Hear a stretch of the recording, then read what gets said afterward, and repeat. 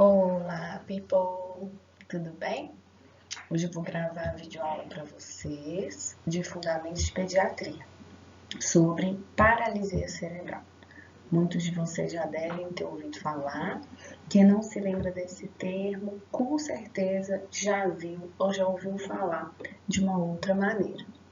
Paralisia cerebral é o distúrbio neurológico com alterações motoras mais comuns em pediatria. É considerado uma síndrome porque tem diversas causas, diversos quadros clínicos, então vão variar demais de uma criança para outra, tá? A gente tem que tomar muito cuidado quando vai avaliar uma criança que ainda não tem um diagnóstico fechado. E muitas vezes é atendido por um médico generalista ou com pouca experiência nesse caso, né?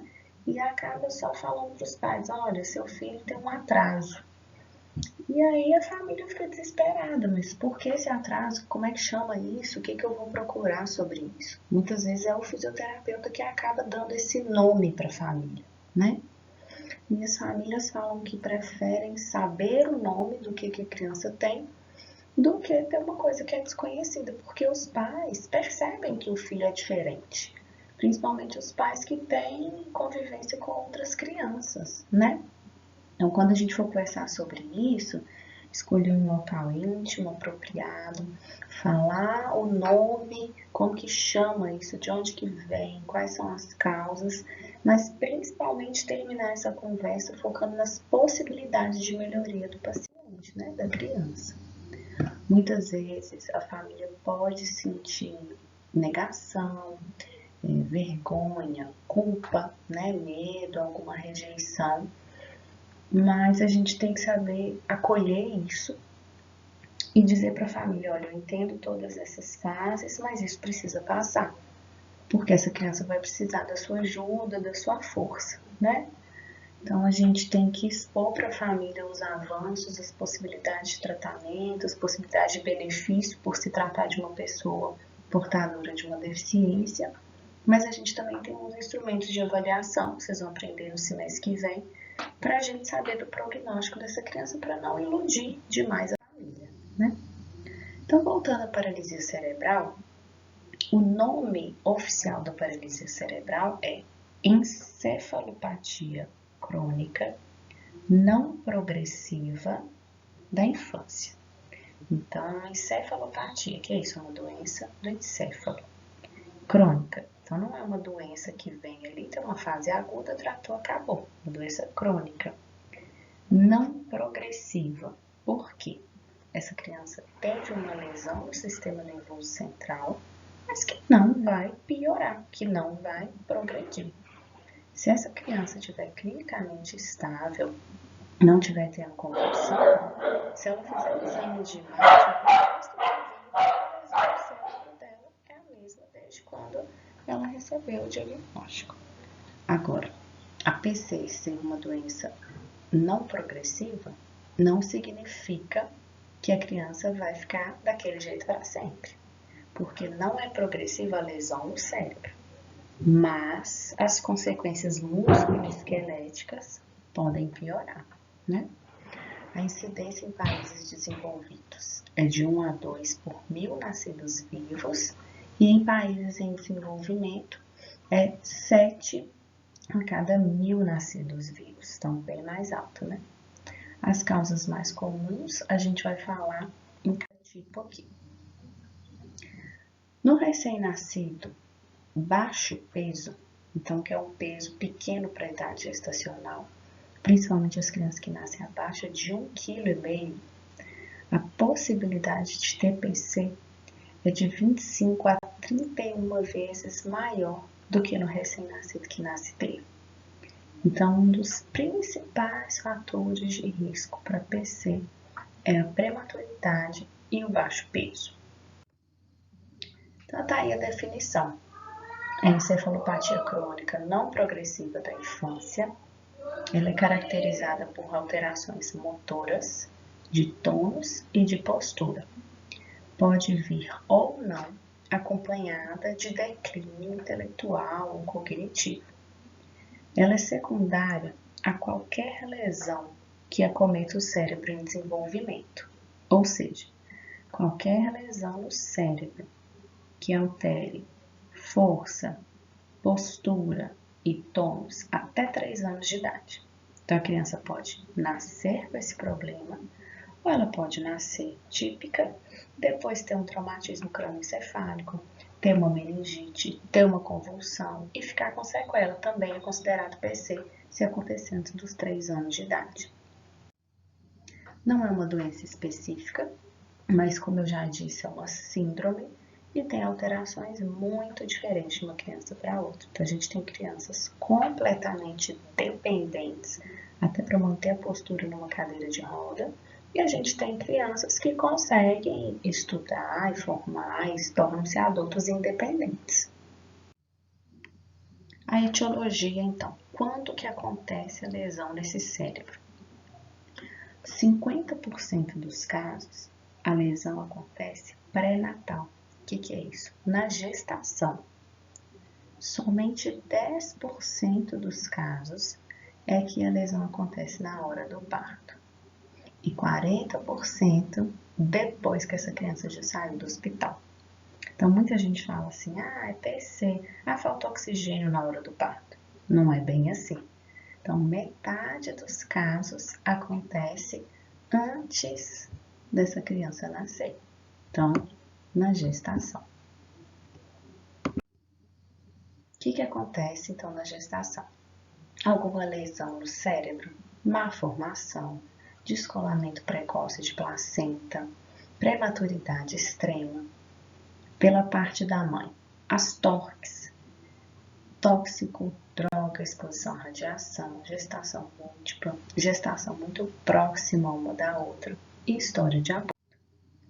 Na perinatal, que é na hora do parto, pode acontecer a síndrome hipoxisquêmica, né, que é realmente a criança ficar sem oxigênio na hora do parto, partos muito prolongados, hemorragia intracraniana, alguma infecção e a icterícia, que também é comum acontecer na hora das TORCs, né? Quando a bilirrubina ultrapassa 20 mg, ela pode passar pela barreira hematoencefálica e ir para os núcleos da base. É um tipo de paralisia cerebral raro, mas é um tipo muito grave. Contando juntos, né? Esses 60% aí da pré e da perinatal, então tem 4 grupos mais importantes. A criança que tem uma má formação, a criança que passou por uma infecção, a criança que sofreu uma hipóxia e a criança que nasceu prematuro. Então, são as 4 principais causas. E da prematuridade a gente conta, né? Insuficiência da placenta, mãe hipertensa, tabagista, com alguma doença autoimune, tiver passado por alguma necrose no cordão umbilical ou um prolapso. Então, esses são os 4 grupos principais de crianças que têm alguma alteração que leva a lesão no cérebro na gestação. Como a gente já falou na aula de gestação, as principais funções vitais, elas são formadas até a 8ª semana da gestação. Depois vem as mais especializadas, né? Quando essa criança que está lá dentro da barriga fica com redução de oxigênio, as funções vitais são mantidas e o córtex é que é o primeiro a sentir falta da redução de oxigênio. Essa criança vai passar por uma acidose respiratória, vai levar a uma acidose metabólica na hora do parto, vai aumentar a produção de ácido lático, essa criança vai sofrer muito e nasce com o Apgar baixo. E aí vamos para o terceiro momento em que essa lesão pode acontecer, que é depois do parto. Essa criança pode sofrer uma queda e ter um TCE, pode ter uma formação e sofrer uma isquemia ou um AVE hemorrágico, pode ter meningite, meningoencefalite, pode ter convulsão, epilepsia, e isso vai levar ela a virar uma criancinha com PC. Quais que são os sinais de alerta nas consultas de puericultura, né, que a criança faz todo mês no pediatra, com o enfermeiro do PSF ou com o fisioterapeuta? Então, o perímetro cefálico de uma criança típica, ele cresce 12 centímetros no primeiro ano.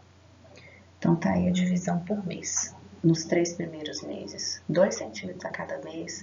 Nos próximos 3 meses, 1 centímetro a cada mês. E nos próximos 6 meses, meio centímetro. Então, tem a tabelinha ao nascimento, tem que acompanhar o crescimento. Se ele estiver crescendo menos, se ele estiver crescendo mais do que está na curva, já é um sinal de alerta. O atraso no desenvolvimento neuropsíquico-motor, que é isso aqui, ó. Atraso no desenvolvimento neuropsíquico-motor. Alterações nos exames de imagem, prematuridade, nota do Apgar baixo e epilepsia. Levando em consideração, gente, que muitas vezes quando a criança tem uma paralisia cerebral, mas que é leve, não é estranho fazer um diagnóstico só depois de 6 meses de idade, não é negligência. É porque se a criança tem só uma alteração leve e só em membros inferiores, nos 6 primeiros meses de vida pode parecer que está tudo bem. Só que aí quando ela precisa aprender a rolar, a sentar sozinha, precisa de membros inferiores, aí opa, tem alguma coisa de errado. Aí que vai começar a perceber. Outros sinais de alerta, alteração de tônus. Então, todo recém-nascido deve nascer com o padrão de tônus flexor. Membros superiores muito fletidinhos, membros inferiores. Só que eles não têm controle de tronco, o tronco é hipotônico. Quando a criança nasce toda hipotônica, tem alguma coisa de errado. Ou quando a criança nasce com um lado de um jeito, outro lado de outro. Ou então, quando a criança tem hipertonia de tronco, fica o tempo todo só fazendo extensão, só fazendo extensão.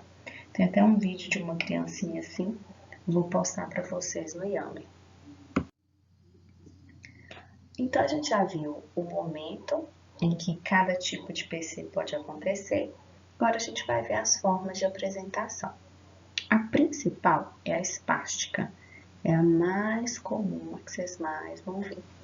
E ela é dividida em diagnóstico topográfico de acordo com quais partes do corpo são mais afetadas. Quadriplégica, hemiplégica e diplégica, nós vamos ver todas. O segundo tipo é a discinética, depois a gente tem a atáxica, a hipotônica, que é a mais rara e a mais grave, e a gente tem a mista, que é muito comum, que é quando a criança junta sinais características de mais de uma forma de apresentação. A PC espástica, então, é mais frequente, é uma lesão no trato piramidal, que é responsável pelo movimento voluntário. Essa criança tem espasticidade, aumento dos reflexos e da zona reflexógena, clônus, sinal de Babinski positivo, movimentos mais lentos, muita fraqueza e atrofia muscular. Onde que vai acontecer, né? E onde que vão se manifestar esses sintomas? Vai depender da classificação topográfica. De qualquer maneira, como que a espasticidade se apresenta? Flexão de membros superiores e extensão de membros inferiores. Como esse aumento de tônus é a espasticidade, ele depende da velocidade. Então, quando você vai alongar essa criança, ou avaliar a ADM, a flexibilidade dela, você tem que fazer de forma gradual, lenta e mantida. Aqui a gente tem, então, a PC espástica, o diagnóstico topográfico. Essa primeira criança aqui é a forma diplégica. Então, essa criança tem alterações de força, de tônus e postura em todo o corpo, só que pior nos membros inferiores. A segunda criança é a forma hemiplégica. A gente tem as alterações de força, tônus e postura em um lado do corpo, um dimídio do corpo, um hemicorpo. Então, um membro inferior afetado, membro superior, falei o contrário, né? Membro superior afetado, membro inferior afetado e o tronco daquele lado também, só que um pouco menos afetado. E aqui, por fim, a gente tem a criança quadriplégica, que tem alterações muito importantes de força, tônus e postura nos 4 membros e no tronco. É uma criança que vai ser dependente literalmente cadeirante, muito difícil atingir a marcha. A quadriplegia, então, é mais grave, de causas mais pós-natais. Crianças que têm convulsão depois que nasce, criança que tem uma doença muito grave depois que nasce, criança que tem um TCE depois que já nasceu. Essa criança, então, tem hipotonia no cervical e aumento de tônus nos 4 membros. Continua com os reflexos primitivos de um recém-nascido, tem dificuldade na sucção, normalmente é acompanhado de microcefalia. Aqui então a quadriplegia, que afeta os 4 membros e o tronco, mas que não necessariamente afeta os 4 membros de maneira simétrica. Então, a alta incidência de convulsões, de epilepsia e alterações auditivas, visuais, de sono e de comportamento. Então, são crianças bem graves, bem dependentes. Depois a gente tem a hemiplegia, que são de causas mais pré-natais. Então, é muito comum essa criança já ter a alteração desde a gestação. O déficit motor e a alteração de tônus são de um lado do corpo. O diagnóstico, então, pode ser mais tardio. A inteligência normalmente é típica, não é muito comum ter convulsão. Então, do lado afetado, essa criança tem aumento de reflexo, espasticidade e sinal de Babinski positivo. Então, essa criança é toda assimétrica. É muito comum ter cinesia, alterações de sensibilidade e do campo visual só do lado afetado, e 60% das crianças têm dificuldade da aprendizagem e muita alteração de comportamento. São crianças muito bagunceiras, muito sem limites. A diplegia, então, que é mais causada por prematuridade, o comprometimento é bilateral dos 4 membros, mas membro superior, às vezes é até difícil de perceber, membros inferiores são piores. Essas crianças têm inteligência que pode ser típica, linguagem que pode ser típica também. Conseguem engatinhar, muitas vezes conseguem andar, só que eles têm a marcha em tesoura, tá vendo aqui? Muito encurtamento dos adutores de quadril e andam com os pezinhos na ponta do pé, que é o pé equino. Eles têm clomos e têm sinal de Babinski positivo nas 2 perninhas. Coloquei um quadrinho aqui para vocês enxergarem algumas diferenças entre elas. A segunda forma de apresentação é a discinética ou a tetóide, de causa mais perinatal, ou seja, na hora do parto. Essa criança tem movimentação involuntária muito no rosto. Os movimentos involuntários são lentos, suaves. Eles têm uma linguagem muito difícil de articular. A inteligência é típica ou levemente reduzida. É uma lesão extrapiramidal, então não é no trato de movimento voluntário, é no trato de movimentos involuntários, nos núcleos da base. Aí vocês podem lembrar um pouquinho da doença de Parkinson.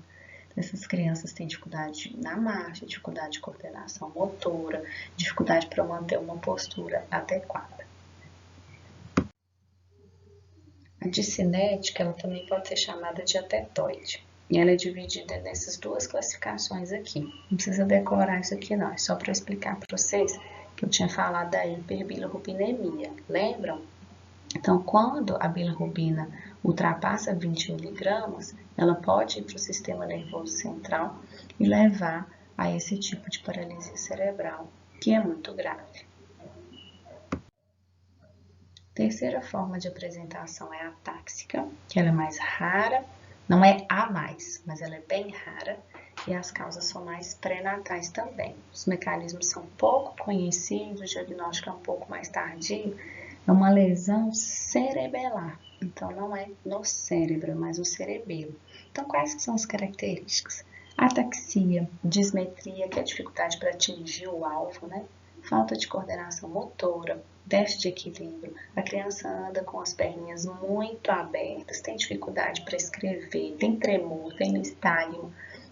O déficit intelectual não é grave, mas é bem frequente. A hipotônica, essa sim é a mais rara e a mais grave. São casos assim muito difíceis da gente conseguir qualquer função motora, porque essa criança simplesmente não tem tônus. A hipotonia evolui até 2 anos de idade. Depois ela pode até começar com uma espasticidade, mas o prognóstico é muito ruim. Essas crianças têm muitas infecções, muita pneumonia por aspiração, normalmente precisa pôr sonda, usar oxigênio, prognóstico muito ruim. E por fim tem a mista, que representa de 10 a 15% dos casos, que é quando a criança associa apresentações de mais de um tipo. Com relação aos membros superiores, como eu já falei para vocês, a lesão neurológica é não progressiva. Mas pensando nas características músculo-esqueléticas, ortopédicas, se essa criança não fizer atividade física, não ficar bem posicionada, não fizer descarga de peso, ela vai ter encurtamento, fraqueza, contratura, deformidade, né? Então, as características músculo-esqueléticas podem piorar sem o tratamento e acompanhamento adequado. Na paralisia cerebral espástica, que é a mais comum, como que é normalmente a posição dos membros superiores, né? Rotação interna de ombro, cotovelo tendência à flexão, punho com tendência à flexão, os dedinhos com tendência à flexão e antebraço pronado. Quando a criança relaxa, quando a criança está dormindo, essas alterações tendem a diminuir. Então, se a gente for prescrever alguma órtese, não precisa dormir com a órtese. Na paralisia discinética e na mista, o mais comum não é essa posição de flexão. É mais comum a criança ter movimentos involuntários e falta de coordenação motora, que também diminuem quando a criança está dormindo ou quando está relaxada e distraída. Com relação, então, aos membros inferiores, o que mais chama a atenção da gente é o quadril. Essas crianças nascem do mesmo jeito que qualquer criança. A fossa do acetábulo, ela não é redondinha. A gente vai formando uma articulação bem encaixadinha e estável à medida que a gente faz descarga de peso. Só que essa criança não faz descarga de peso igual uma criança saudável. Então, a articulação não fica tão bem encaixada e a musculatura, principalmente glúteo, não é tão forte. Então, essas crianças têm uma instabilidade do quadril que pode evoluir para uma luxação, para uma artrose. Normalmente, faz a cirurgia para colocar prótese quando a criança sente muita dor ou quando está com dificuldade de abrir as perninhas para trocar a fralda, para colocar na cadeira de roda. Também é muito comum, vocês vão ter com relação ao tratamento no semestre que vem. Aqui é um mandamento super bonitinho que tem nas APAES. O mandamento 3 é: conviverás normalmente com os PCs. E na verdade a gente não convive normalmente, a gente convive melhor do que normalmente, né? E é muito compensador. Para terminar, coloquei para vocês aqui uma atividade que vocês vão fazer individualmente e eu quero que vocês façam, escrevam com suas letrinhas lindas e me mandem pelo Yammer. Então, definir paralisia cerebral. 2. As causas mais comuns não é quando que acontece, é a causa. 3. Os tipos. E 4. A classificação topográfica da paralisia cerebral espástica. Ok? Espero que tenha dado para entender bem. Estarei disponível aqui no Yammer para qualquer dúvida. Beijinhos!